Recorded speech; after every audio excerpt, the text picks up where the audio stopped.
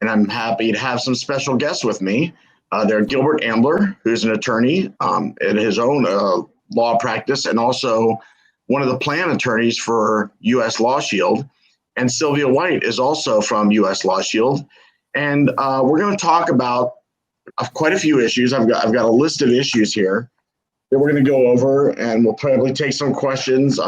We could talk all night on these issues, so we're probably going to try and give you a 1,000-foot view, 10 minutes apiece from them. We'll talk a little bit about what U.S. Law Shield does and other organizations that are just like you, or not just like, but maybe competitors of U.S. Law Shield, but legal plans that support VCDL like U.S. Law Shield does, and we'll go through some of those. So, and then what we'll do is at the end of the broadcast, we'll bring Sylvia back on to answer any U.S. Law Shield specific questions, if that's okay. The first thing I want to tell you is a little disclaimer, though. Anything we're talking about is not legal advice for you. And while Gilbert is an attorney, he's not your attorney until you pay him. Yeah, until you pay him or you secure him or whatever. So you can be like, well, I saw this guy on the internet and he told me to do this. That's good until once you've retained him. Anything to add to any of that, either of you, before we get started? I mean, I like getting paid, so if you have issues that you need help on, feel free to give my office a call. But in the meantime, we're just going to give a broad overview of gun laws and self-defense laws, and really paying attention to things that have been going on in the media here recently and how those issues would play out in Virginia if they occurred in Virginia. Okay, and Sylvia, quick blurb on U.S. Law Shield, and then we'll bring you back at the end of the broadcast towards around 8:15, 8:20. Yeah, of course. No, I just wanted to thank you for the opportunity, and I hope everyone learned something tonight. So thanks for having us. Okay, we'll bring you back. You feel to, if we need you for something, we can add you back on, or you can sit back and watch. Okay, so there's no quick and dirty way to start this off. I've been to your seminars, and for those that don't know, we'll talk about seminars later, but U.S. Law Shield provides seminars, free seminars that you can come out to and learn things that are going on.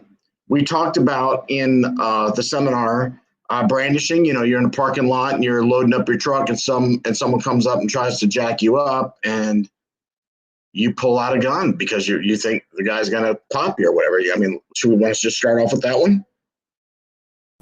Yeah, I think that's a good place to start, and I think it's a good place to start because we deal with so many brandishing cases in Virginia. And part of the problem with brandishing, the law on brandishing in Virginia, is that it is a very, very subjective standard. And so what I'm saying here is when the law is asking whether you committed the offense of brandishing a firearm, the law is asking whether you did something, whether you held or whether you pointed a firearm in a manner that reasonably scared other people.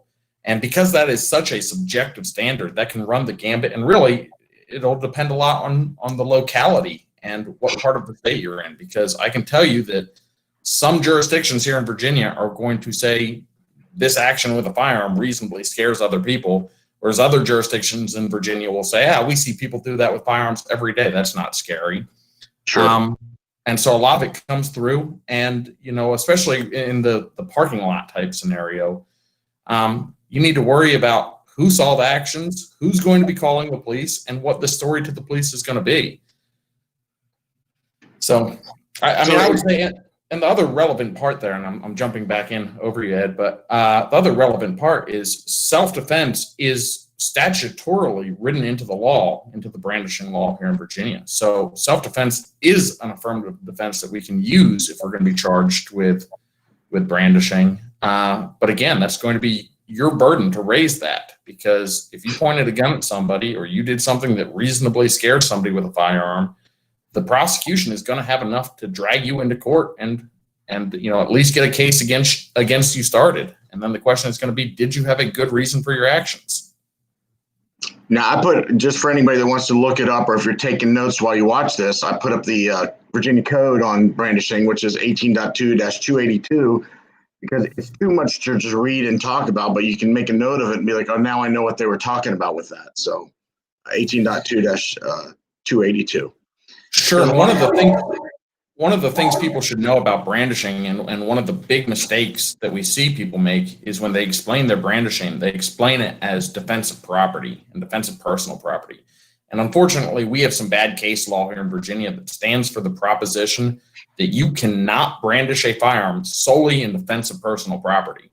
And so middle of the night, you hear somebody messing around with your truck outside, and you run down, you hold them at gunpoint, and you tell police, that law enforcement that are responding to that scenario. And again, 2 a.m, you're worked up, you've got somebody at gunpoint, and this is best case scenario, right? This is the guy doesn't attack you, you don't have to shoot anybody, you're just holding him at gunpoint, and you tell the responding law enforcement officers that the reason you're pointing a gun at somebody is to defend your personal property, to defend your truck.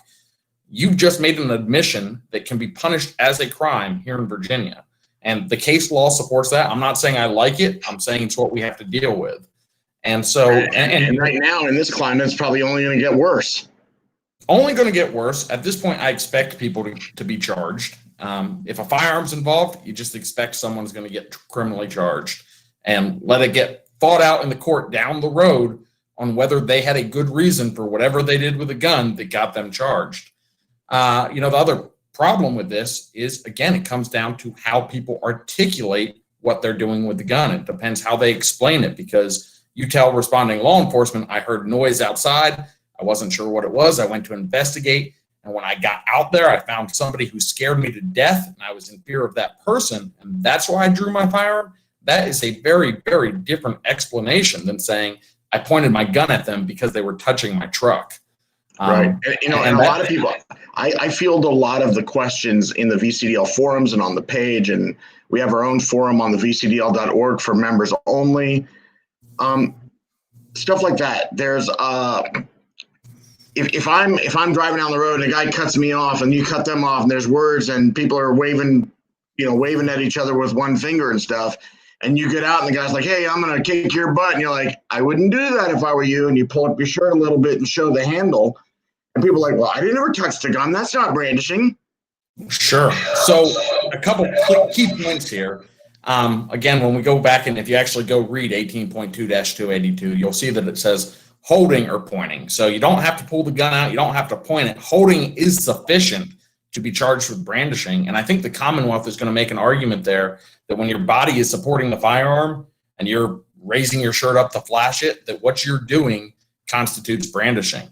Now, again, I would say you don't even have to touch it. I mean, there's a guy that's Paul Hennick, now rest his soul, in Surrey, Virginia. There was a case where a guy was yelling at him from the ferry. He was open carrying, and when the guy yelled him at the ferry, he brought his hand up quick and was like, you weren't there, and said that to the guy. And they charged him with brandishing a firearm because he was armed while he was pointing. So absolutely right. The theory there is that when it's supported by your body, it's on your belt, you are holding it. It might not be held by your hand, but you're holding it on your person, in or about your person. And that's going to be enough for the prosecution to bring charges. And so this is something, and you mentioned the roadways, and I'm thankful that you did, because so many of my cases start with road rage incidents. And it's a perfect reminder. And I'm sure as we get into this discussion a little bit later on, we're going to talk about the differences between justifiable and excusable self-defense and when you have a duty to retreat. But roadways and road rage is such a problem because people get started in situations that they don't mean to escalate. They don't think it's going to turn into a encounter where they have to draw their firearm, or an encounter where they're threatening the use, or God forbid, even using their firearm. But if it escalates, they may have a duty to retreat in the Commonwealth. Yeah, I see in the chat, Lord Paul says, I made a $2,500 mistake. And Caleb Kelly says, that's how I was able to get out of brandishing. Dude ripped out a mailbox out of the ground, broke into my car, kept approaching me while I was in reasonable fear for my safety. Dude was on meth, and come to find out, so he has exactly, and this is why we're doing this. We want to educate the rest of you on these cases so you don't have this happen, and you kind of know what's up. So, in summary, you just, if something happens, like your other scenario, you do hear something, you don't know someone's messing with your property, get out there, the guy scared the bejesus out of you or whatever, and you do. After that, he runs away and it all de-escalates. What do you do then? So great question. You got to analyze whether police are already going to be responding to this situation. So I've got some rules of thumb for this. And if you attend one of the in-person seminars I teach, you'll hear me go through this in depth. But essentially, I would tell you, if you point a firearm in a public place and you know lots of other people saw you point the gun, you need to expect other people are getting on the phone and calling 911. And at that point, it's helpful if you also get on the phone with 911. I don't want you making a lot of admissions. In fact, I don't want you making any admissions about what you did with a firearm. But you can get on the phone and say, we need police out here. There's been a self-defense incident. And I want you to get law enforcement responding. I want you to get on record that you made contact and asked for help from law enforcement. And then I want you to hang up and I want you to call a lawyer. And you're not going to make any other statements to law enforcement until your attorney is present, because that is absolutely a situation that can get you charged. And we didn't really address this. Brandishing is a class 1 misdemeanor. It's the last step before something becomes a felony. It's punishable by up to $2,500, as somebody already referenced, and up to a year in prison. So it's a serious offense, and obviously not something you want to be taking chances with your statements possibly getting you into trouble. My other rules of thumb here: if you are involved in this situation and you point the gun and the only other person that saw it was the person you pointed it at and they ran away, I recommend you call an attorney before you call the police in that scenario. And I have dealt with these calls. I've dealt with these calls in the middle of the night, 11 o'clock at night. Someone pulled a gun on somebody else. They don't know whether anybody else saw the gun come out, and the guy they pointed it at, he ran away. And the reason I recommend you call an attorney in that situation is because I can start calling the local jurisdictions and I can start feeling out whether the police are investigating this incident. And when I get on the phone with the police officers, they can't force me to make any other statements because I'm an attorney. And they don't know who you are. I mean, they don't know who the person was. That's right. And now, if police tell me in that scenario, 11 o'clock at night, you just pointed the gun at somebody who ran away, you call me, I call the police, and they say, we know all about this incident, we've got squad cars heading that direction, then I'm going to tell them, I think you identified my client, it was a self-defense action, we would like the opportunity to come in and sit down with you and explain what happened. If police don't know anything about this and they're saying, gunpoint case, what are you talking about? Of course, they want more information from me, but they can't force me to give more information. And that's that critical difference. And then you say, if anything comes of this, then call me back. And if otherwise... That's right. I'll leave my phone number for them.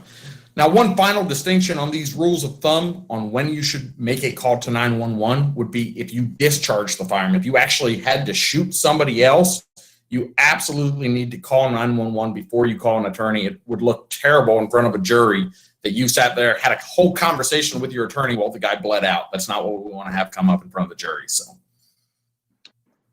and I just like, again, this Lord Paul guy that's watching us, and thanks for chiming in on everything. He reminds me of an old attorney friend of mine that's like, if anything happens like that, immediately put your hand in front of your face with 5 fingers so that you remember to say, keep my big mouth shut. There you go. I always say lawyer up and shut up. All right. That's as simple as it needs to be. So great. Either way, whatever you have to do to remember it, the key point there is you're not going to make statements because those statements cannot help you down the road if it goes to court. And that's kind of what you said, whether you have a brandishing or whether you have a shooting or anything, is that kind of the scenario of the 911 call. Oh yeah. 911 calls are tough, and 911 calls will get people into trouble.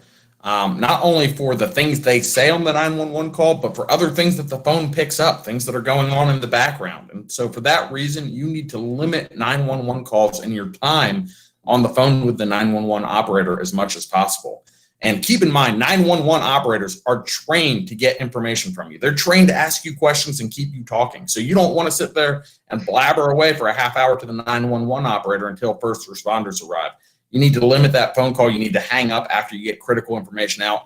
What is critical information? What do you have to get out? I would tell you that you need to tell them your name and give them a description of yourself. You want first responders to recognize you as the caller, right? I'm the homeowner. I'm the person who needs help out here. The second thing you're going to do is you're going to give them a 1,000-foot overview of why you need 911 response. And again, at this point, and the big distinction here is I don't want you making admissions about what you did. You're not going to say, I just had to shoot somebody. You could say there has been a shooting. The police are going to figure out there's been a shooting when they show up. You're not admitting what you did or your role in this shooting. At that point, you're going to ask. How about telling the police that you're armed? So if I'm armed and I'm like, I'm the homeowner, I have a gun, and I'm in a blue shirt and, 58 years old. So they get it. Oh, Sure. So telling the police that you're armed, this is one of those things where you really have to use your head. I don't think that there's any, when it comes to 911 calls, there's no hardline rules because every scenario is so different. If you're going to be, if you're pointing the gun, if you're holding somebody at gunpoint, then yeah, you better get out the information that you've got a firearm and you're pointing at somebody and, hey, I'm the good guy. I'm wearing a green shirt right now, or I'm wearing a blue shirt. I'm 5'10", I weigh 200 pounds. Whatever information you can give them that helps them identify you so you don't get shot when they arrive. If it's not critical, if it's not need to know information that you're armed, if that's not going to be the first thing they see, if your gun's already back in your holster and your hands are up, then you don't necessarily have to get that information out. It's going to be tough because your adrenaline is going to be flowing. These situations, and I've arrived in the aftermath of these self-defense incidents. I show up an hour later and I can still tell how tense everyone is, how much adrenaline is in their system. So I can only imagine. That's the best time for them to tell the police and everybody what they remember and what they think happened, isn't it? Well, and Ed's just throwing me softballs here because he knows I'm going to hammer him out of the park, but absolutely the wrong time to be talking to the police. And this is something police themselves, they're going to put pressure on you. They want you to talk to them because their job is to investigate whether any crimes occurred. And this is not anti-police in any way when I tell you this is entirely pro-you. When I say don't make statements to law enforcement at this point, because if you mess this up, and it can be as stupid a statement as saying, I'm sorry can destroy your affirmative defense. It can make it sound like this is not something you meant to do, but something you did accidentally. As stupid a statement as saying, I'm sorry, can mess up that case down the road. And so you do not need to talk to law enforcement at this point. And this is something the police, they might act like they don't understand why you're not talking to them, but they know darn well why you're not talking to them. Because if they are involved in a self-defense incident, if they are involved in an on-the-job shooting, they will not be making statements until they talk to an attorney. So if it's good for the goose, it's good for the gander. You're going to do the same thing. So a friend of mine, Professor James Duane, has a YouTube video that's 43 minutes long that's don't talk to the police. It would normally be 80 minutes long, but he's a very fast talker. So if you get a chance to Google it, Google James Duane, don't talk to the police, and watch that video as well. So Robert's asking, any advice on shutting up your hothead wife in a situation like that? Well, great question. That is absolutely one of the reasons I tell you to hang up that 911 call as soon as you're able to, because even if you are smart enough that you are not saying incriminating things on the 911 call, that phone could be picking up things other people are saying, and they may be hearsay exceptions, meaning they may come into court down the road. And so if your hothead wife is in the background screaming, I told you not to shoot him, that's a problem for us. That's not something we want being played in front of a jury down the road. So which is why if you're listening to this now while everything's calm and this isn't happening, you meet with the adults, even the kids in your household, and discuss the plan for self-defense, the plan for who's going to talk, and the plan and what is going to be said or what's not going to be said. And this is great advice, Ed, because you need to think about this stuff ahead of time. And here's the problem I frequently see. People are out and about. We talked about road rage incidents. People are out and about. They're, miles away from home. They're out by themselves. They get caught up in a self-defense situation, and they wind up getting arrested before they have time to talk to their significant other. They then go down to that jailhouse phone and ignore all the warnings on the phone that tells them that what they're about to say is recorded, and will get on that phone and will be blabbering their mouth about what took place. And you need to tell your spouse, you need to tell your loved ones, you need to tell your buddies, anyone who you might call in that scenario, you need to tell them ahead of time. This is who I want called. This is the lawyer I want called in this scenario.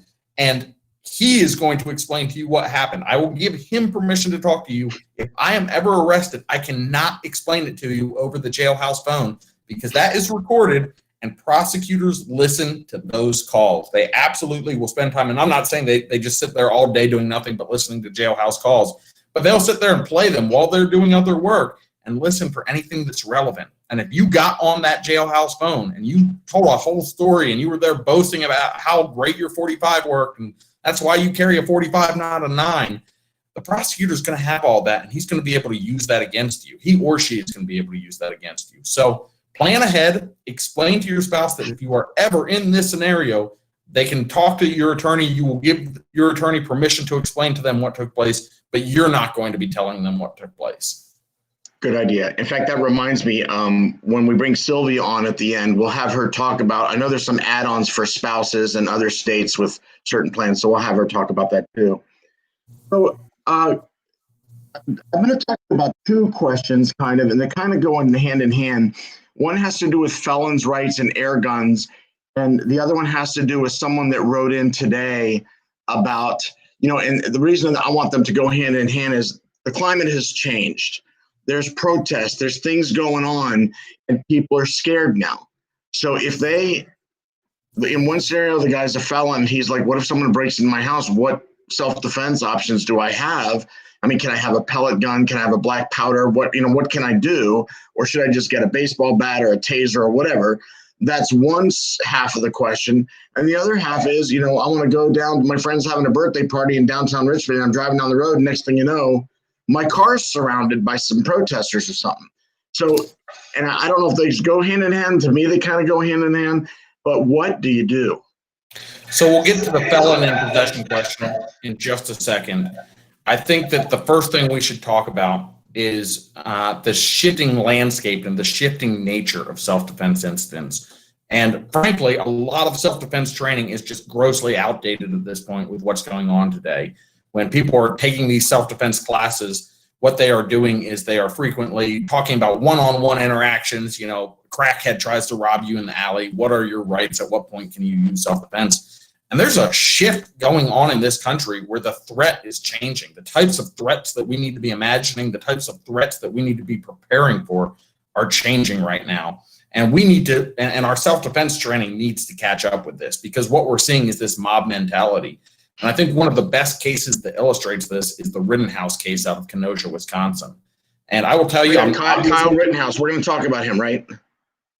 We should absolutely talk about Kyle. And without getting into Wisconsin law, there's 4 lessons that we can take out of the Rittenhouse case. And Ed, just help me out here. Don't let me forget to talk about Kyle. I want to jump back to the felon question. I will not.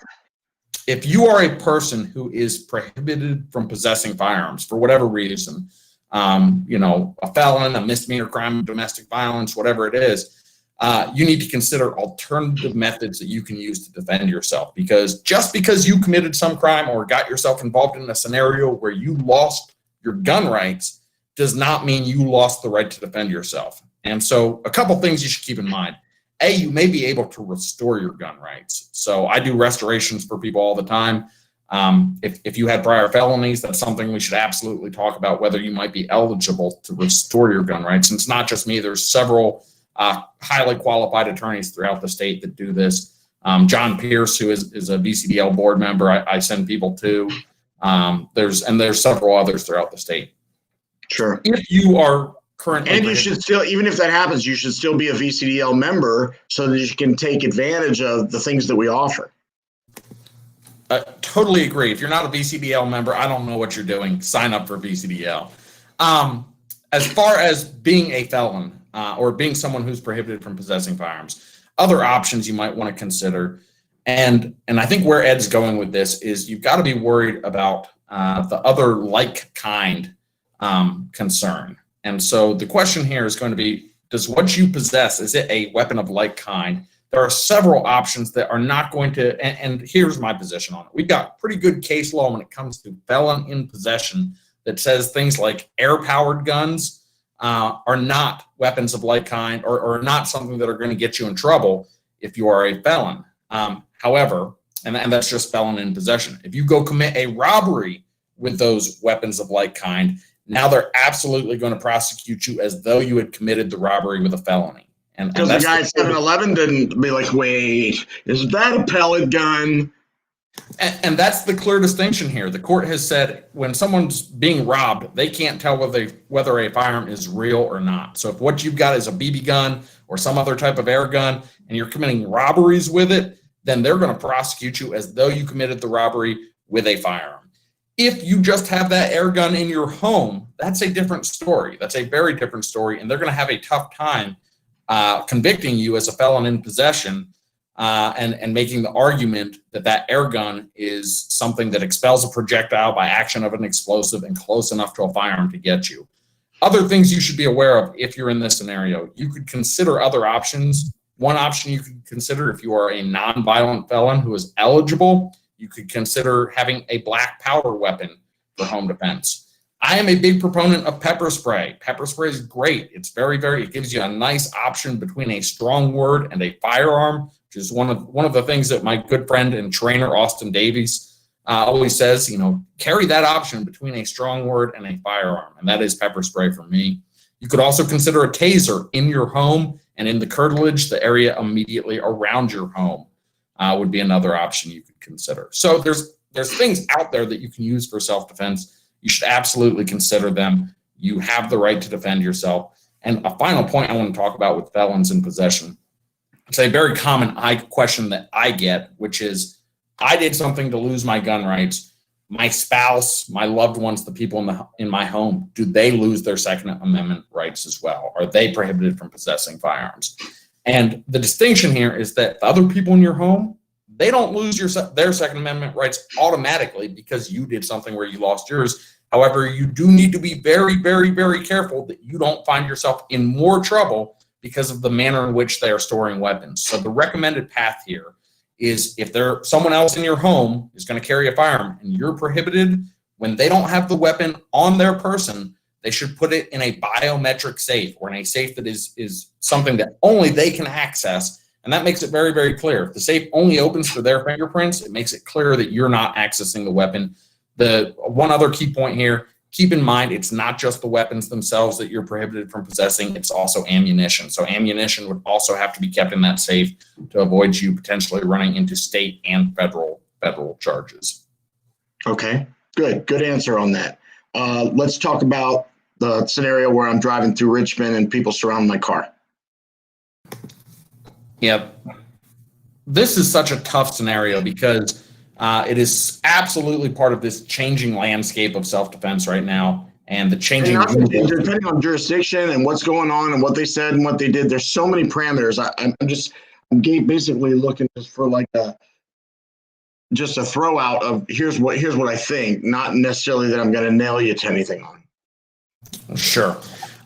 Here's what I think. If you are in a situation, I always start with the basic premise here that Virginia law does not give a crap about your car. They really don't care. They don't care about your personal property. So if all you are afraid of is that your car is going to get some spray paint, or they're going to make you late for work, or they're going to dent the side of your car door, and that is truly all you believe is going to happen, then you better not even threaten the use of force against that crowd, because it's going to come back to bite you, depending what the Commonwealth can prove. If, however, this crowd is doing something where they're trying to gain entry to your car, they're trying to break the door in to get to you, and they're standing in front of your vehicle to prevent you from moving. The scenarios here. Window in with a crowbar. Smashing windows in with crowbars. They got what we can argue is a deadly weapon in their hands. They're still flinging it at you. Now we're getting to that point where we can say, look, this person had a reasonable fear of imminent death or great bodily harm, and they could not stop it using any lesser amount of force other than deadly force. And that's going to provide you a justification. If you point the firearm, it's going to provide you a justification if you use the firearm. One of the common questions associated with this is, my car is a weapon, and can I use the car? Can I take the car and run over these people that are standing in front of me? And it absolutely is a weapon. And if that is last resort for you, you have no other way out. Sorry, I've got calls coming in. If that is last resort for you and you have no other way out, then using the car as the weapon might be what you have to do. If you can avoid that situation, and the problem with this is the people standing in front of you, they might not be the ones that are the imminent threat to you. And then we're going to have a whole bunch of hefty legal arguments that we have to make to explain your actions. And Go back to that statement that you said, that because you're not necessarily just in fear of your life. Everybody thinks, oh, say you're in fear of your life. What was the statement you just said, that you have to respond with deadly force? You have to what? So, and this statement, what I'm coming from is I'm coming from Virginia model jury instructions on the justified use of deadly force. And these jury instructions say that we can use deadly force when we reasonably believe it is immediately necessary, meaning it's close in time, space, and certainty to actually happening, to prevent death or great bodily harm, and you use no more force under the circumstances as you perceive them than was otherwise necessary to stop the threat. That is our justified use of deadly force standard. And to receive that legal standard, you cannot have done anything to start this altercation. You must be completely innocent in starting the altercation. So you cannot have provoked it. Of course, in these scenarios where your car is just being surrounded by people and you did nothing to provoke it, that is that justified scenario. The point I was about to make, and what's important here, is if you can use a firearm in that scenario as opposed to using the car as a weapon, I would rather you do so. And the reason I would rather you do so is the firearm is more targeted and more likely to allow you to take out just the one person or just the two people that are actually imminent threats with you without driving through a whole crowd and hurting 13 people on the way out. So it may not be an option for you, but if it is an option, I think that's a better option than running over 6 people that are not actually threatening you to get away from one person who is. Okay, good advice. Let's see. All right, so just for people that don't know about Kyle Rittenhouse, why don't you give a brief what happened there and then what you think about it? Sure. So Kyle Rittenhouse, 17-year-old boy from Antioch, Illinois, who was up in Kenosha, Wisconsin at the point that all the riots were happening in Kenosha. And Kenosha is a city of about 100,000 people. It's right over the line from Illinois. It's right over the line from Chicago into Wisconsin. Not a big city. We're not talking Chicago. It's far smaller than that. But it was burning, and they had a lot going on. They had, homes being threatened, businesses being threatened, and, lots of this uproar coming through. Kyle Rittenhouse, 17 years old, he goes up there after school to help scrub off graffiti and help clean up. He winds up getting roped into staying up there and eventually borrowing an AR-15 from a friend and standing outside a business, as sort of and really I think he was acting as a medic was his primary purpose for being up there.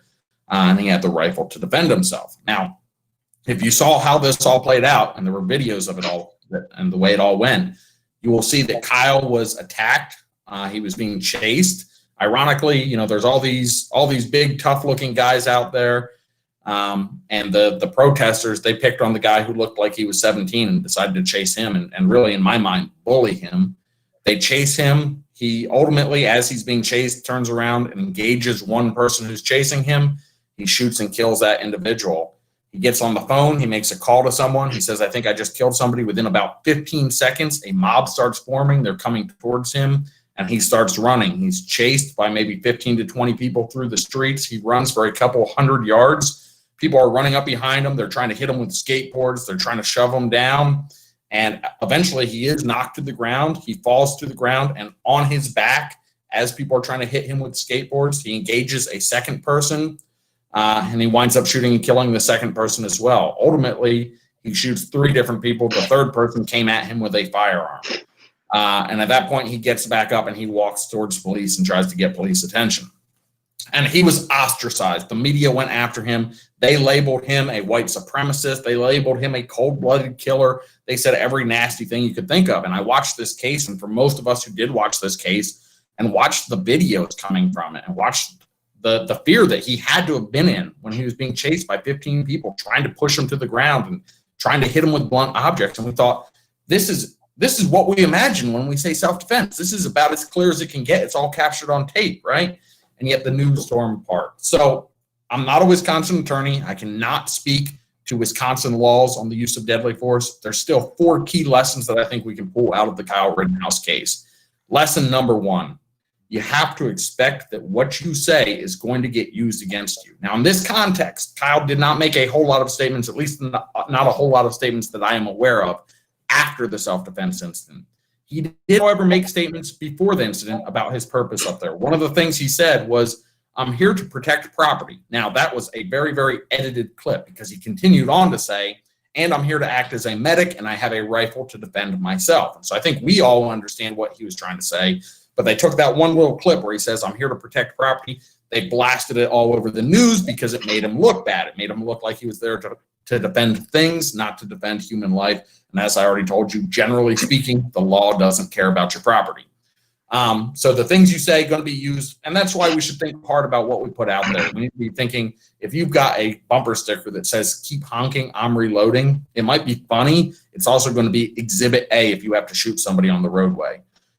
So keep in mind what you're putting out there. Lesson number 2 that we can take away from this is that you can expect everything to be filmed. In this day and age, you would think when a gun comes out, when someone starts shooting, people would run away. They don't. They whip out cell phones and they record it. And the reason this is important is because far too often people will go for a firearm thinking that it's going to stop the threat. It will scare somebody away. People will run from the gun. They're not running from the gun. And that's really lesson number 3 is don't rely on a firearm to scare people away, because there are absolutely no guarantees. If you're going to point a gun at somebody, you need to be prepared to use it, and you need to have that justification in place. If you don't have justification, then things might go very, very poorly for you. And the final lesson we can take away from Kyle Rittenhouse is that you need to expect to be criminally charged in this day and age. You have to just think you're going to be charged. And here's why I say this. I read the charging document for Kyle Rittenhouse. When they charge somebody with a crime, they write out their affidavit of probable cause. They explain what reason they have to charge somebody. And I read this and I thought, and most of the time, it lays out the prosecution's point of view, why the prosecution is charging someone with a crime. You can find these charging documents for Kyle Rittenhouse online. I have never seen charging documents that were so defense-friendly. I mean, these charging documents look like a defense attorney wrote it. They're saying he was being chased. There was a mob of people trying to get him. They were trying to push him to the ground. He only used his gun after he'd been pushed to the ground. All things that you would think the defense would be trying to put out there to support their perspective. So what's going on here?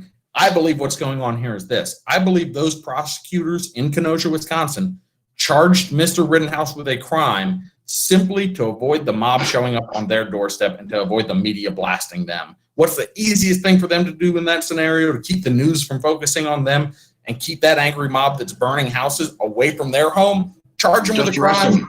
We'll give them all the clues. We'll write out in the charging document for the jury all the clues on why we think he was justified, and then it's up to the jury to exonerate him down the road. Blame the jury if you want to. Don't blame us, the prosecutors. And so lesson number 4, in this changing landscape, you need to expect to be charged with the crime.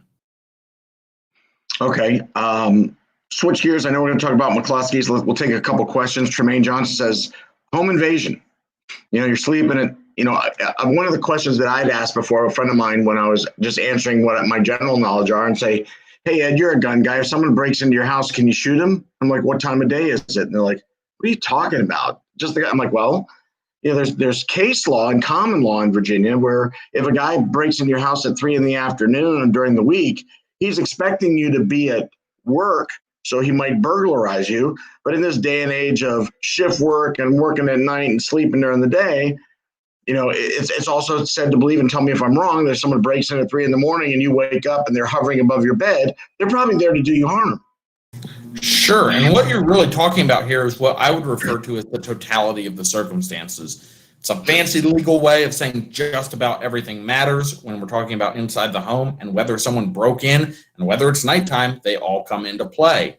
The important lesson when we're talking about inside the home is, essentially speaking, from a 1,000-foot overview, you have the same right to defend yourself inside your home that you have outside your home in Virginia.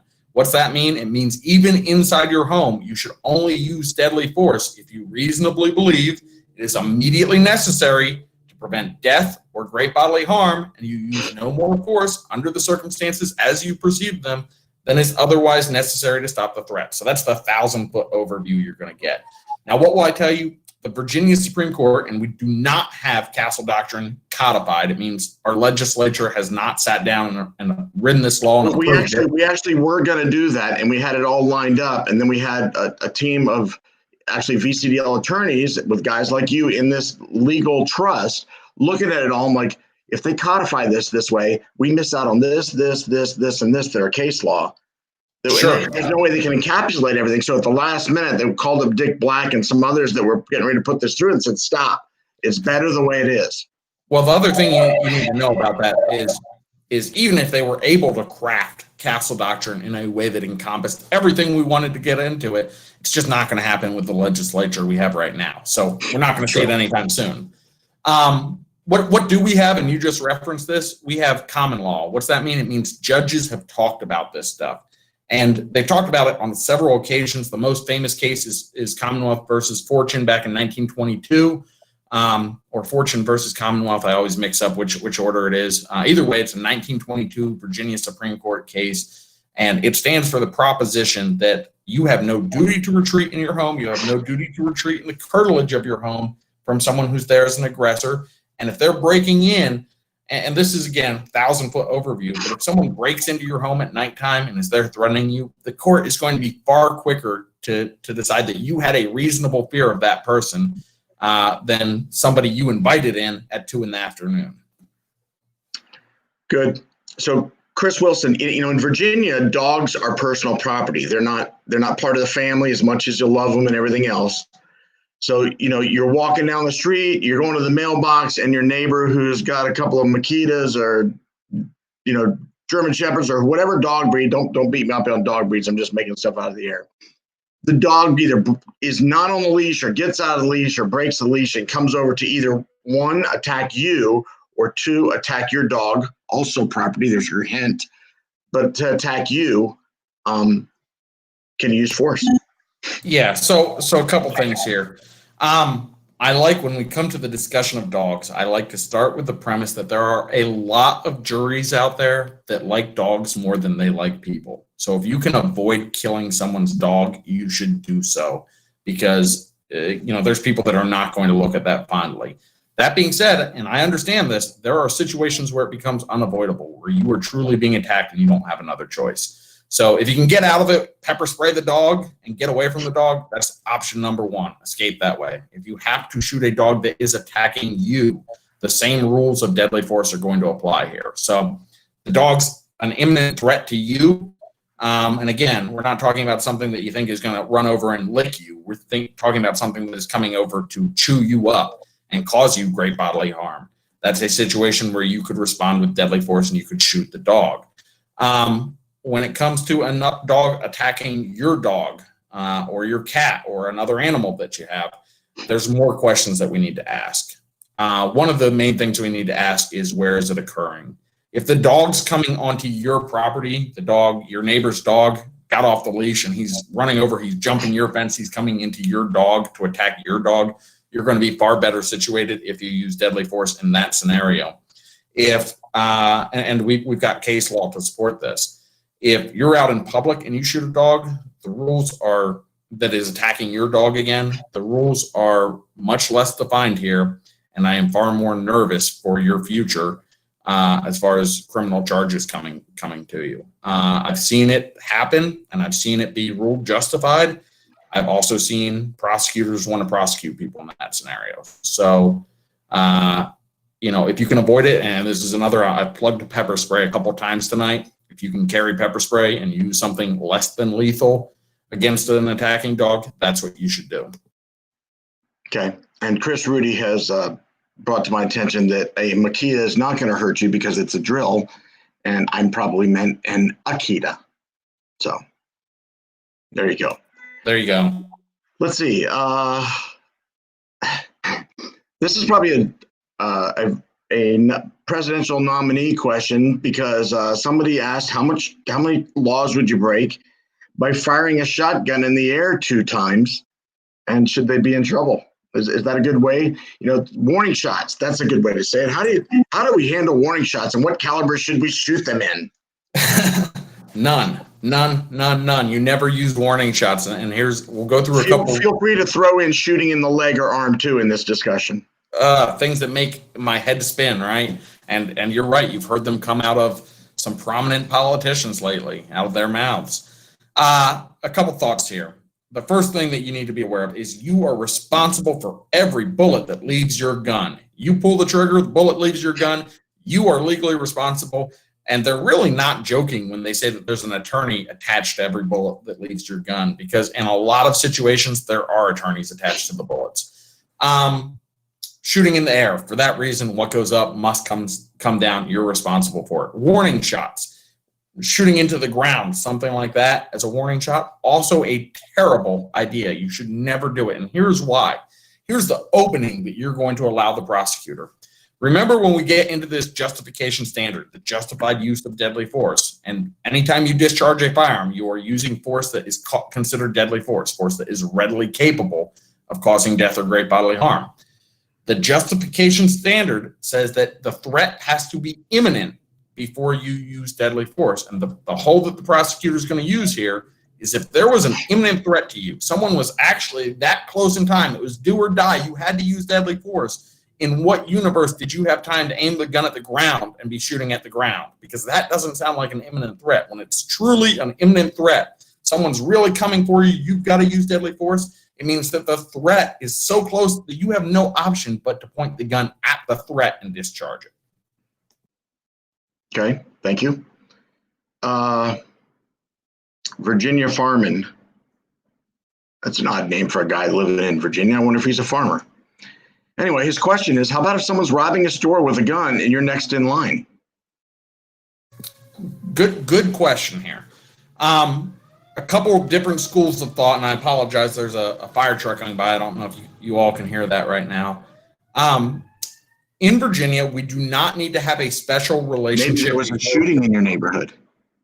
Well, it's fire trucks, not police, so I'm hoping not. But if you are in that scenario, you do not need to have a special relationship with the party you're defending. And so it does not have to be your friend, your neighbor, somebody else who's in line in front of you. It can be a random person, and you can step in and defend them in Virginia. However, keep in mind, you need to reasonably, and attorneys love the word reasonable because it's the word that we all get to argue about. The prosecutor is going to have his version. We have our version of reasonable. You have to reasonably choose who you decide to defend. And so if you unreasonably defend the wrong person, you could be prosecuted, you could be convicted. So in this robbery situation, if you wanted to step forwards and you believed that the robber was an imminent risk of death or great bodily harm to, say, the convenience store clerk, and you believed you could not stop the encounter using less than deadly force, that would be a situation where you would have a legal justification to use your firearm. The point here, and what you really, really need to think about, is if you are in this scenario where you use a gun, you do everything right. You have the best shoot we can imagine. You dot your I's, you cross your T's. It went perfectly. It was exactly what your concealed handgun permit instructor imagined when he talked about self-defense shooting. Even if you do it all perfectly, your life is still going to be messed up. There's going to be investigations. There's going to be trauma. There's going to be people staring at you. There's going to be news crews. It's going to permanently alter your life. And you need to really, really think carefully about whether that's a situation you want to get involved with. Now, I'm also seeing Pat Webb popping up on the screen here, reminding me that our last discussion about warning shots and shooting in the air means that you should not shoot in the air and not use warning shots no matter what caliber you're using, because even a little .22 can travel an awfully long way, and you are responsible for that bullet once it leaves your firearm. I know of a case where a guy was drilling through a double wall to run his cable TV to the other wall, and his bit that he had was this big and the wall was this big. So he tried to drill some this way, tried to drill some this way, and they wouldn't meet in the middle. So he pulled out his .22 and aimed it in the hole and shot. And then he went around the other side to see if it came out, and it was his wife in the other side trying to see. And he shot her right in the head and killed her with a one round .22. That's awful. And, not only obviously a stupid decision, but a tragic decision. And, it's awful to hear stories like that. I've seen this one before. Chris Rudy's like, if you happen to be driving along and you hit a deer or some other animal, severely wound the animal, but don't kill it, can you pop a cap? In Loudon, the answer is no. You call and they dispatch someone to come dispatch for you. This is where we talk about jurisdictional issues. There are going to be some counties and some localities where the sheriff is going to show up, pat you on the back, and say, thank you for putting the animal out of its misery. There's going to be other counties and other localities where they will probably charge you with a criminal offense. It might also depend on where you're at. If you're on some backcountry road or down in the middle of a cul-de-sac, with cars and people and, picnics and decks and houses all around. Absolutely. So, be aware of your surroundings, right? I preach situational awareness. It's something that's very, very important. This is sort of a broader spectrum, but be aware of the area you're in. If you're going to discharge a firearm, I mean, God forbid you try to shoot the deer and the bullet ricochets and goes into a home, and now you're going to be charged with, discharging a firearm into an occupied structure. Now we're talking felony level charges for you. So, absolutely be aware and just think through the area that you're in. There are a lot of jurisdictions that will come after you criminally, and it's just better. It might be hard and sad to see the animal suffer, but it might be the best thing to just call a sheriff and let a sheriff show up. Okay. Let's see. Want to go into McCloskey's? Let's talk about the McCloskey's. So, and just again, in case anybody has not seen the scenario that we're talking about the couple in Missouri. They were both attorneys. They were apparently personal injury attorneys, and I keep making this joke, but I should probably switch the line of work I'm in, given the home that they were in, because they had like an $11 million mansion. And there was a protest group that had come into their private neighborhood, and by the reports I saw, broken a gate down to get into the neighborhood.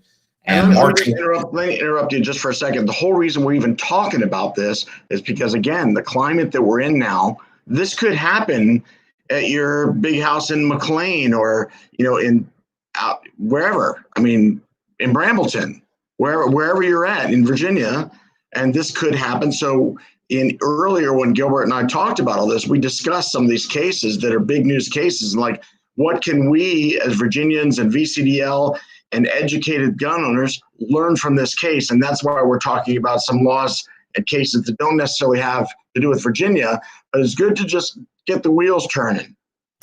Sure. So the McCloskey's, and just to finish up that sort of 1,000-foot summary of what they did with this mob outside of their very nice house. They came outside with firearms, with a handgun and an AR pattern rifle, and sort of pointed it around and try to keep people away from their home. And I think most people watching this are going, of course that makes sense. They're worried for their home. They're worried for their property.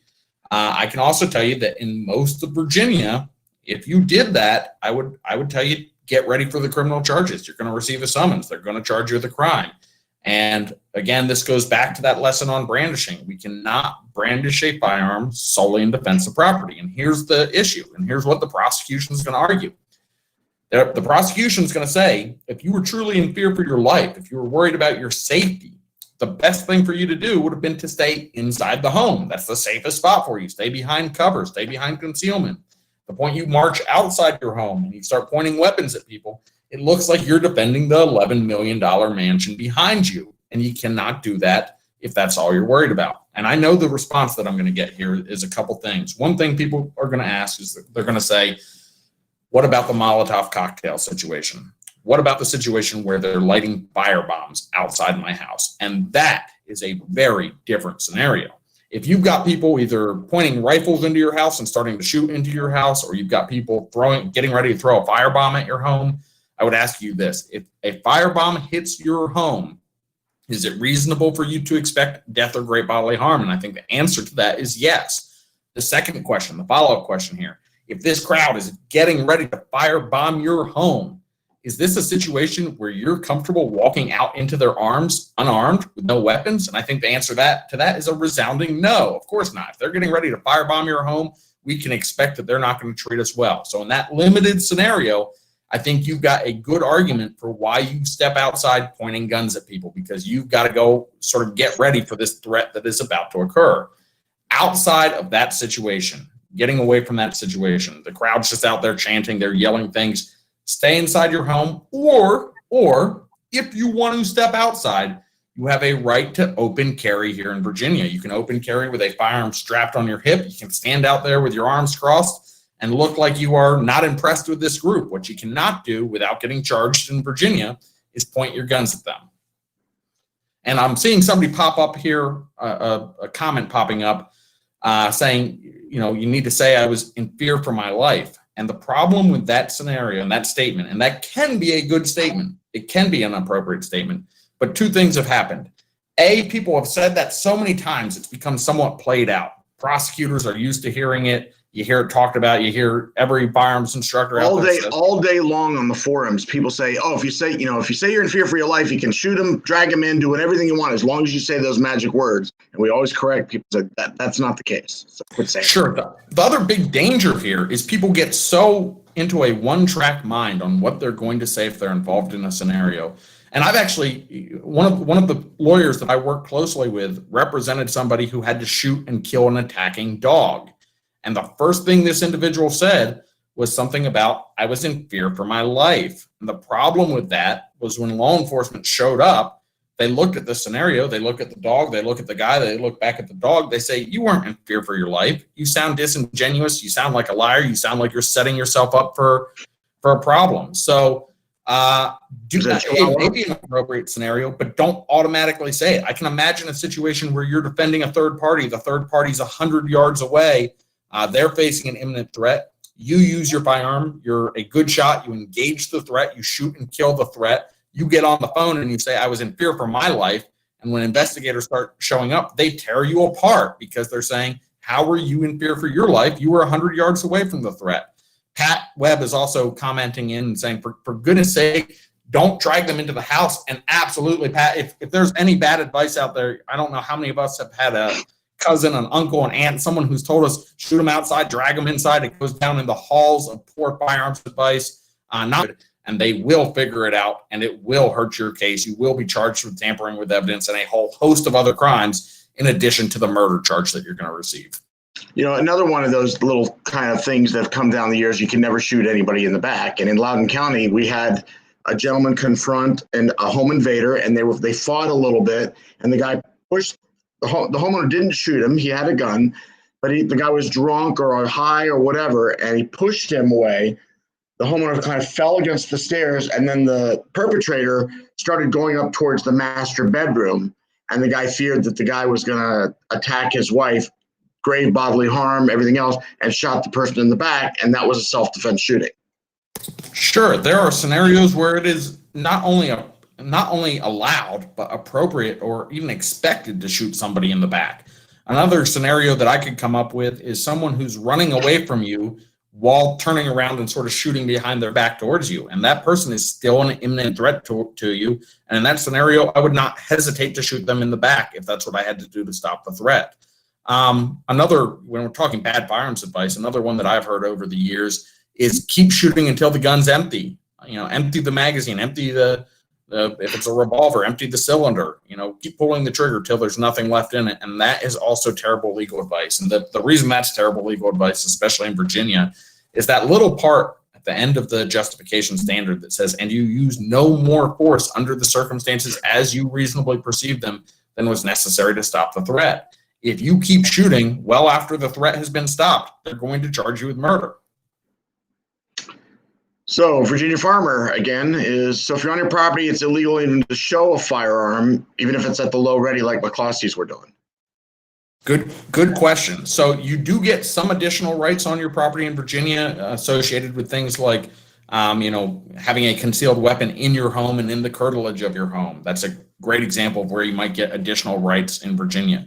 What you don't get is the right to brandish a firearm without a legal justification, even inside your own house. So you've got friends over to watch the Super Bowl and you think you're going to play a prank and jump out at them and point a gun at them. Not only are we ignoring the rules of firearm safety in that scenario, we're also committing a crime because you're reasonably scaring other people. So even on your own property, I think the smart thing to do, you ask specifically about the low ready. And I think with the low ready, you may have some leeway for your defense that what you did, either, two ways you could take it, either did not amount to brandishing.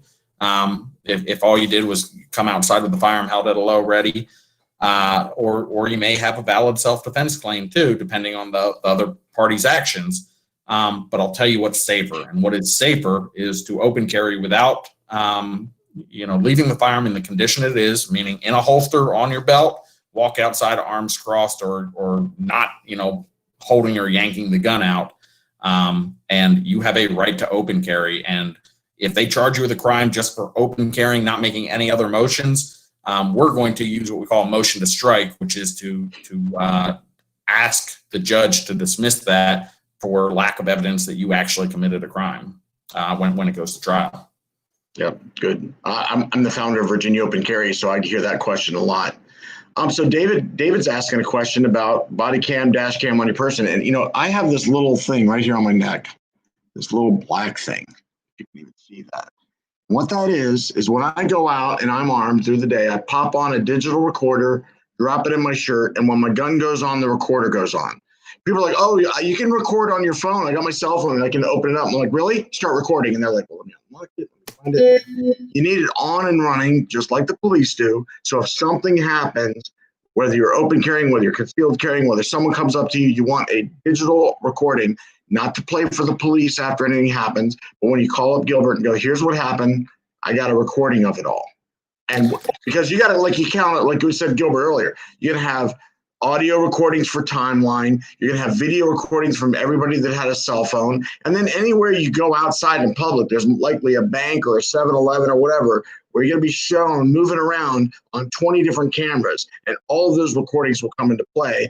And if you have recordings either on yourself, your body cam, your audio recorder, everything else that helps your attorney free you of charges and jail time, they will absolutely help you. Sure. I mean, the answer here is a couple things. You're talking about the number of recordings you're going to receive, all the businesses around that have video, police have body cams, they're showing up if you've got camera. The first lesson here is just how many attorney hours might be devoted to a case. It is not uncommon for me to receive 60, 70, 80 hours of body camera footage after a self-defense incident, because you have 14 police officers that respond. They're all there for several hours. And we go through all of that footage. I'm going to watch it from every angle I can. The point here is it can get expensive quickly, because that is a lot of attorney time. And obviously you don't want an attorney that's doing a halfway job and not watching all the footage. You want someone who's going to go through every single second of that, looking for anything that can help you. Your own camera, your own footage, it can help you or hurt you depending on what took place. I would say that I have recently seen several cases come in where there was video evidence that someone proudly got to me, and then I reviewed the video evidence and it hurt their claim. And the reminder here is something that my father-in-law recently said. We were talking about self-defense incidents, and he said, self-defense sounds like something that doesn't happen when you're angry. And I think that's probably some of the best advice I can give people. Self-defense doesn't happen when you're angry. Self-defense is not a situation where someone else upsets you and you chase them down and engage them. That's not self-defense, and your body cam footage is going to hurt you in that scenario. Self-defense happens when you are forced into something you did nothing to start, and you have to want to do. It's not That's a fun right. process, even if you're 100% in the right. Absolutely right. And again, this whole not being a fun process, and I mentioned it earlier in the evening, this is why saying the words "I'm sorry" can get you in trouble, because self-defense as an affirmative defense is saying, yes, I did something. I did something generally recognized as a crime, and I had to do it. I had no other choice. That is self-defense in a nutshell. And when you tell responding law enforcement, "I'm sorry," that might be the emotion you're feeling. You might be very sorry that you had to shoot and kill somebody else. But it does not exactly line up with that, yes, I did it, and I absolutely had to do it statement. That is a self-defense. I've always told this when I've taught firearm classes, and I learned it from an instructor 20 years ago when they first started making guns. And that is, with all the recordings and stuff going on, if someone breaks into my house and I feel this imminent bodily threat, I'm not going to be like, freeze, MF, I'm going to blow your goddamn head off. It's like, sir, you're in the wrong house. I don't want to have to hurt you. All this is going to be played back to the jury. You used the W word a few times. I don't really use it anymore, because in the Marine Corps, we always had to say, this is my weapon, this is my gun, this is for fighting. I don't use the weapon word anymore. In Virginia, we don't issue a concealed weapons permit. It's a concealed handgun permit. And there's been juries that have looked at the word weapon as for offensive tactics. So if you're at home, you're like, I took out my weapon, I shot him with my weapon, they say weapon, weapon, weapon, you might turn off 2 jurors. So therefore, I recommend people call it their gun or their firearm or their self-defense tool or their Glock, but stay away from the W word. In fact, we have a thing in one of the VCDL files that just talks about, don't call them clips, call them magazines, don't call them bullets, call them rounds, because you want to be an educated gun owner that knows all the laws, knows all the rules, knows the nomenclature of your firearms and how they operate when you're sitting on the stand. Because if you look like you don't know what you're talking about, you're going to be weak as far as how you answer the questions and even to your own attorney and everything else. So try and use the right terms. You see some of the other people on TV going, oh, he had a black gun with a thing that flips up. Know what you're talking about so that you're credible. Sure. I mean, same thing really when hiring an attorney. You get an attorney that doesn't know anything. He might be the best criminal defense attorney in the world, but if he knows nothing about firearms and he's out there talking about the banana clip that was in your gun, he's not going to do a good job defending you because he doesn't know enough of what he's talking about. Now, I will push back a little bit on the weapon versus gun thing here, and here's the pushback I have for you, Ed. There are times, and I've spoken with law enforcement that have been trained that gun is a trigger word. You know, if they're up at the car and their partner yells gun, gun, gun, gun, gun, that's their go, go, go, go response. And for that reason, I think that gun can also, in some contexts, be a word that can have some negative meaning. So, in that, and again, a particular situation I'm talking about is a traffic stop where you are making the decision. I had a friend who was at a traffic stop, and he's like, oh, I see you have your concealed handgun permit. Where's the gun in your car? And she's like, oh, it's in my glove box. He's like, okay, take your thumb and your index finger, pick it up and hand it to me very slowly. And I'm like, no, don't touch it.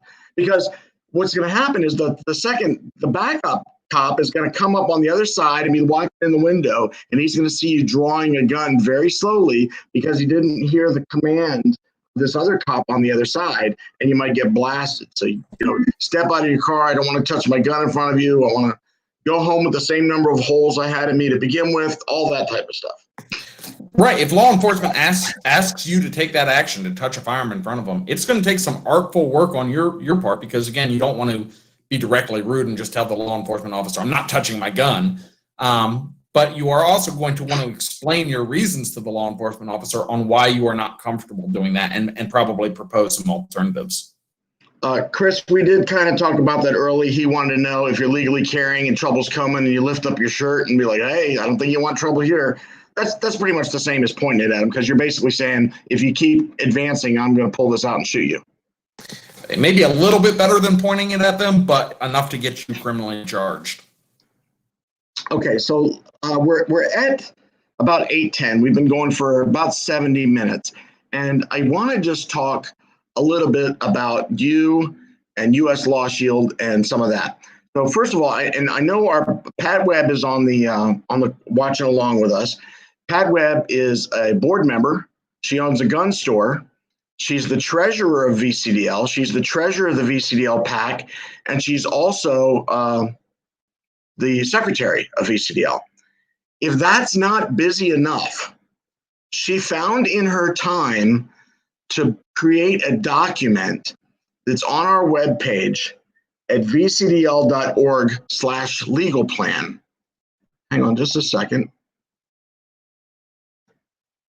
If you go to the VCDL webpage and you click on resources, legal plan comparison, and bear with me a second because I'm doing all the driving here at the same time. Let's see. Screen.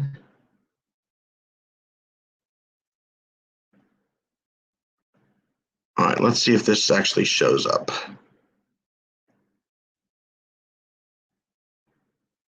Okay, so on the screen, vcdl.org/legal with a capital L hyphen plans, plural, with a capital P, and that shows you the multiple self-defense, insurance, whatever you want to call these light companies that do kind of what US Law Shield does. Is US Law Shield right for you? I don't know. You have to look at the plans, figure out what they cover, what they are, how much they are, if they're in your budget, if they cover your family, everything like that. Now Pat just gave me another link, legal plan, but I'm on the link. It says legal plans, plural, but maybe they both work. I don't know. But anyway, so the point being is that we have multiple agencies that support VCDL. US Law Shield is one of them, one of the bigger ones. And we have promos with some of them but they all pretty much help VCDL. And we'll probably have ask a lawyer from one of the other ones in the future. But let me just take a minute and show a video of VCDL President Philip Van Cleve and U.S. Law Shield CEO PJ Hermosa, and just take a quick listen to this, and I'll be right back.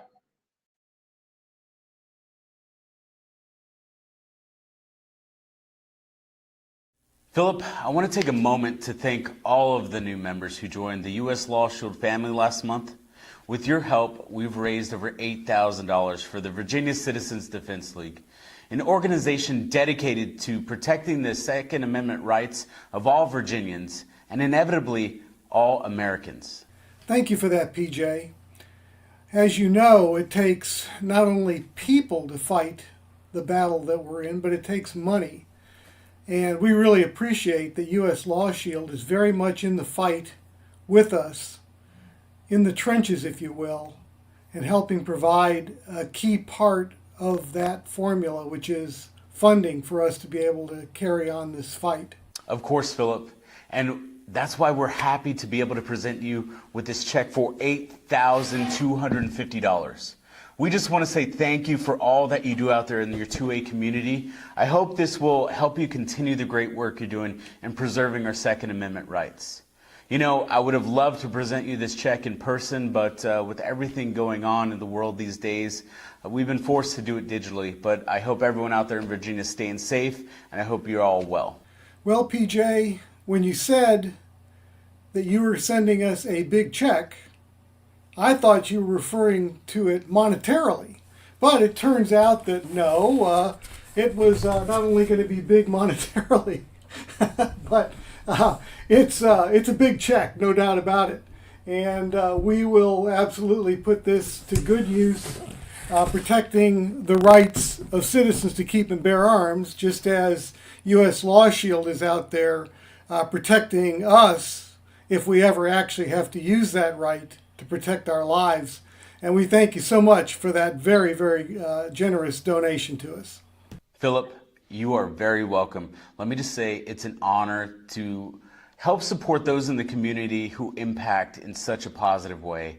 If anyone out there watching would like to know more about the Virginia Citizens Defense League and what they're doing out there, please visit VCDL.org.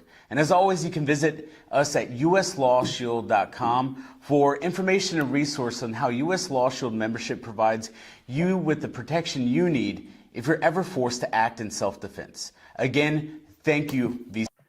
So that's PJ Hermosa, and also we've added Sylvia White on, and we get her title up there. She is with U.S. Law Shield, and we are going to again, we have multiple plans, but we figured we have a resource that can answer any questions about U.S. Law Shield. And so, Sylvia, you want to introduce yourself and tell us a little about what U.S. Law Shield is in this area, and like those free seminars, some of that stuff? Yes, of course. And thank you again. I thought that was a great Ask a Lawyer segment. So that was very informative. So thank you both. A little bit about U.S. Law Shield. It's exactly that, a legal defense organization. We help law-abiding gun owners who find themselves using their firearms or their fists or tasers or pepper spray, any of those things in any type of self-defense situation. And we send an attorney out immediately to you. There's a 24/7 answered attorney hotline when you call this red number. Rings immediately to the attorney, and they respond and they represent you the entire process for free, from the lawyer up and shut up during the questioning with the police to general district court, trial. There you go, Ed. All the way that, we even cover appeals if it gets to that point. And also on the flip side, if you find yourself civilly sued for a wrongful death situation, things like that, the attorney is with you the entire process for free. I love Law Shield that there's no caps or limits, reimbursements, anything like that. Truly, it's as simple as you'll have an attorney that knows what they're doing, knows gun laws, to help navigate you through the system. You also get free legal advice, and we do free, we're all about education here at Law Shield. So we do free gun law seminars for our members on different types of topics. We're rolling out a new one about Virginia gun laws, so that should be up soon. You can find those list of classes at gunlawseminar.com, and they're free for Law Shield members. It's extremely affordable. It's $10.95 a month if you for your home state, and then if you want the coverage in all 50 states, we have attorneys in all 50 states. It's just $2.95 a month more. So extremely affordable for what you get. And like I mentioned, there's no caps or anything like that.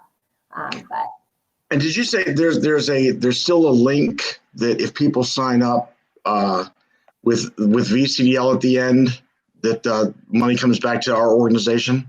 Yep. So for everyone goes through VCDL or is a member of VCDL, they can let me know, and they donate $30 for every member that signs up. So I'll link my contact information in one of the comments, and you guys can call me anytime, and we can talk about getting you signed up, and I'll be sure to give VCDL credit.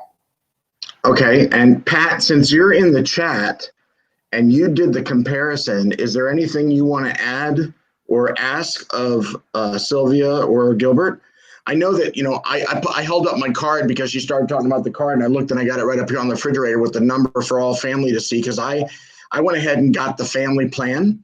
And when Pat first did the comparison a long time ago, there was one that was offered by the NRA, and I'm a life member and firearms instructor to the NRA, and I just weighed them all. And I'm like, for my situation and traveling out of state and what I carry and how I do, I chose U.S. Law Shield, and it might be because I saw him at a booth at a gun show and I liked the guy that talked to me, and that might be why I chose him.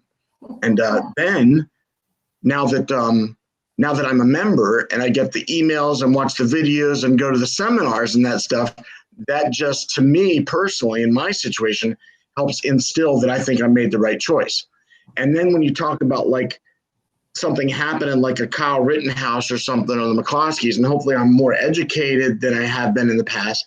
But if I need something, I'm like, holy crap, this might cost me $500,000. How am I ever going to pay for that? And you're like, there's no cap. We're going to defend you, right?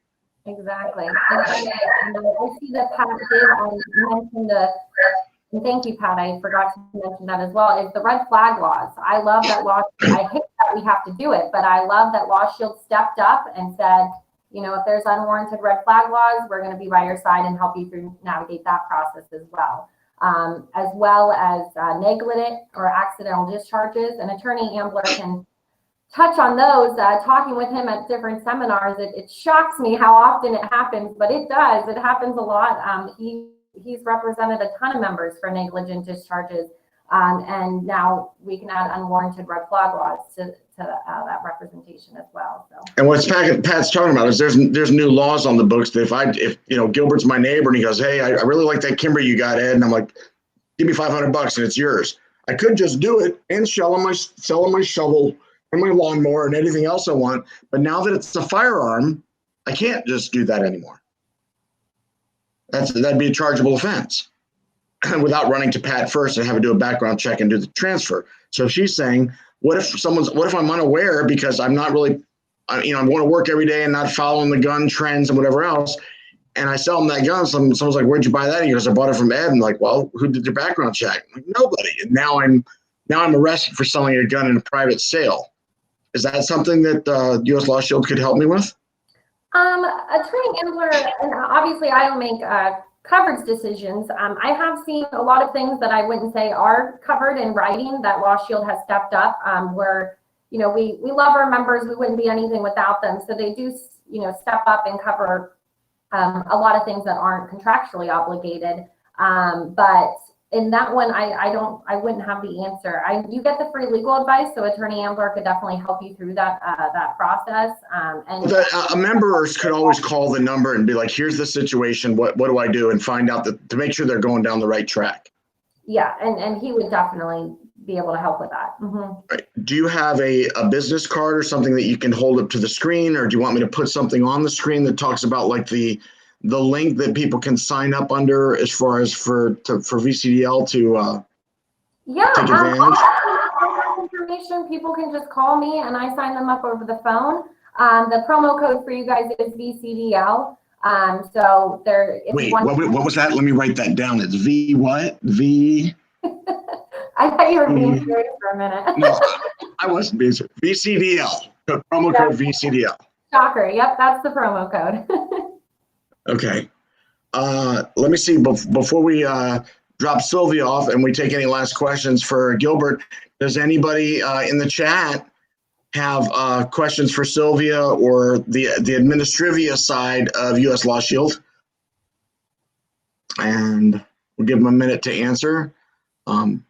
Gilbert, do you have anything to ask of Sylvia? I mean, I know you guys work together, but do you have anything that you want to tell about her that she forgot? And you're like, oh, she should have mentioned this. No, I think that was a good overview. I will tell you from the attorney perspective on one of the things I really enjoy about representing Law Shield cases as opposed to other cases is that Law Shield gives me the opportunity to be involved minutes after something happens, because someone can call me on a hotline phone and reach me or another attorney in the state. It lets us be there from the beginning, as opposed to most criminal defense cases where I get involved the next day after someone's been in jail and figured out how they're going to get bailed out and get a hold of me. And that is a huge leg up from the criminal defense perspective, to be involved before people go spilling the beans and making lots of statements. So that leads me to a question, though. If so, I have a shooting or I have an issue. Do I hire Ambler Law Services and talk to Gilbert, or do I use U.S. Law Shield and still talk to Gilbert? Well, if you use U.S. Law Shield, there is a very, very good chance, and you know, the attorneys in my firm, there's several attorneys that work for me, but I'm the one who principally is responsible for answering the emergency phone. Although we do use a network of attorneys across the state to help respond to critical incidents, there's a very good chance that you're going to be talking to me. Alternatively, if you do not have a program that provides you access to me and you want to hire me privately, I certainly do represent people on private gun cases, and have quite a number of private gun cases coming on right now. And I'm seeing from Pat Webb another question: does U.S. Law Shield help if the ATF denies a Form 4 transfer because the FBI doesn't investigate old charges still on the book with no dispositions? That is an awfully specific question. And his name is Ed, and he lives in So I doubt that they would represent you on that, but certainly. Pat, let me interrupt you for a second, Pat. If you want to jump on, I can bring you on. Just jump on the jump in the green room, and I'll bring you on screen. But now continue answering if she decides to do that. Yeah. So I doubt that is something that they would specifically represent on. Again, as an independent program attorney with them, I don't make the coverage decisions. So when somebody needs help, I kid you not, I have submitted coverage requests to U.S. Law Shield before. For middle of the night, someone rolled their truck and got a DUI, and they asked, would Law Shield cover it? I said, well, it doesn't sound like self-defense, but it's not my call. I will submit the coverage request. That being said, probably outside of their standard coverage realm would be my guess, but as it is weapons related, someone would be eligible for free legal advice relating to it, meaning they could call and chat to the different attorneys, explain the situation, and get advice on how to move forwards with that specific situation. Okay. Okay, she said not necessary. Sylvia, I wish that U.S. Law Shield had bail bond help in Virginia. I joined in June. I like the fact there's no cap. I see that too. Good news. What is your name, Ron? Good news. U.S. Law Shield does have bail bond in Virginia now. It is a tough battle. Very legality. I'm not really sure why we can't offer it in certain states, but there are hoops that they make us jump through, or we're murder insurance and stuff like that. But we won the battle in Virginia, so you can definitely get bail bond coverage here. So make sure you call that black number and get that added on. To answer Viper's question, can you gift the firearm still in Virginia? You can, as long as it's just a gift, a bona fide gift. Not like I'll cut your grass for a year, or I'll trade you my weed whacker, or I'll give you my old gun. If it's a bona fide gift, never have to talk to them again, you can still gift a firearm. That's just it. And if you're going to make a bona fide gift, keep in mind other circumstances and what a prosecutor could look at. So, for example, if it's Christmas time and you give someone a gift, that is a very different scenario than the guy who's roofing your house for $300 and 6 firearms. And a prosecutor is going to look at that and say, not a gift. Yeah, I gave a firearm to someone not long ago, and I said, let me just do up a bill of sale. And he's like, well, I thought you're giving it to me. I'm like, I am, but I want to do a bill of sale with the date, time, $0, serial number, make, model. Not that I had to, but he's under 21 and very close family friend that's getting into guns. And it was one I didn't need anymore. I probably have thousands. So I gave him one, and it's a bona fide gift. Sure, and that's absolutely within your legal right to do. And I think you're smart to get something on paper, because that's a paper trail that you can use to support your position. Sure. And like we were talking about trades, Pat's just confirming that if you trade guns, you both need to go through the direct background check. Absolutely true. You're receiving something of value for it in a trade. It doesn't even matter, even if you're not trading guns, if you're trading anything, you're trading a gun for a lawnmower, you are receiving something of value. You need to have a transfer done. Okay. Well, we're got 5 minutes till we got to wrap up. Any closing remarks from anybody? So I am going to shamelessly plug my own website and Facebook page and tell people that if they follow Ambler Law Offices on Facebook, they will find that I try to regularly post firearms related content. So that's one way you can keep up on things that are going on. I mean, there's been so much in the news lately when it comes to firearms, from, I mean, all the uproar about pistol braces that started with the Honey Badger and Q. And frankly, we're still waiting to see how that situation is going to play out. It's been put on hold. And, you know, I think that the ATF and the higher ups at the ATF are playing a very political game and waiting to see what happens with the election before they make a decision. Trying to get your law office thing there. I didn't know it's going to come out so big. Well, thank you for that. I appreciate it. Let's try it this way. Probably be worse. Well, at least you can cut. I don't know if you can cut and paste. That's the right website though, right? Yeah, if you search Ambler Law on Facebook, it comes up. So Ambler Law Offices, I like that. Good. Okay, well, for those of you that you joined late or didn't get to something, whatever, this video will be reposted on the VCDL Facebook page. It will be available on the VCDL YouTube channel, so you don't have to listen to it live. Probably a lot of the questions you would have had, we've answered. So just, turn on your phone, listen to it on the way to work, and just let it play. You don't have to see our faces, except for Sylvia. She's probably worth, Well, Ed, thank you so much, Ed, Pat, everyone at VCDL. Thank you so much for the opportunity. I've really enjoyed doing this. I think, the questions were great, and I'm glad people are paying attention and taking an interest in learning this. Pat is in the chat urging that people take live fire training, and if they're new to firearms, learning how to physically manipulate the weapon. And as much as you need to know the legal side of things, you also need to know the practical, how to hold a gun, how to shoot a gun side of things if you're going to be around firearms. So I could not urge people to do that more. Thank you so much for the opportunity to speak to everyone. And I would love to do it again if we've got other topics, NFA specific stuff. I do a lot with NFA compliance and the ATF. I would be happy to do that. And would be happy to answer any other questions that come through and get the chance to chat with you all again in the future.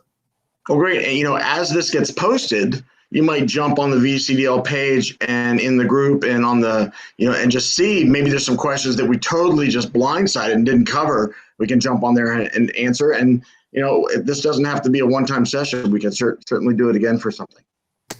Sounds great.